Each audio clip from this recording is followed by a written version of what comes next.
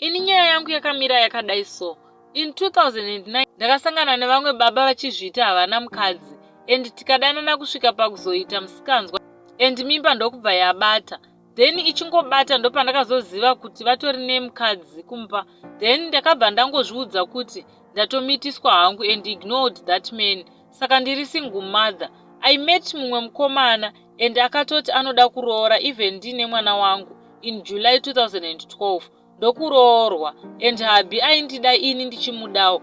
We stayed tikapiwa a baby girl in 2013 and early 2014 habi decided kumbonotsvaga mari ari kuBotswana and ndokubva atotanga kugara nemutswana and told me nehama dzake ndinofanirwa kubva pamba pavo panova paakanga andisiya. Ndakabva gore rakunopera. I saw baby father wefirst born yangu on Facebook.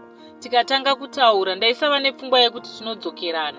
Asi akabva ati ndakutonoroora nekuti pane mwana totangira ipapo. After kunobvisa mari he confessed kuti ndiye akaita ndisiwe kumarriage yangu nekuti ainge oda kundiroora. Handizive ane chaakashandisa kana hapana, asi handizive ndi yangu wai akazofunga zvekugara paBarika.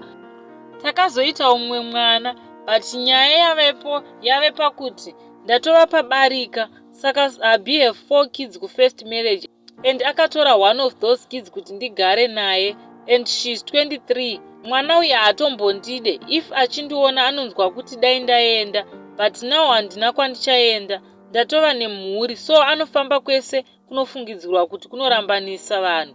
And yesterday ndichitsvaira murumu mangu, pasi pe one of the bags I found chichira chewhite chakasungwa ka3 chiine dombo mukati, and iye zvinhu zvake hazvigare murumu mangu. And ndakashamisika, handina kuudza Habi kana kumubvunza.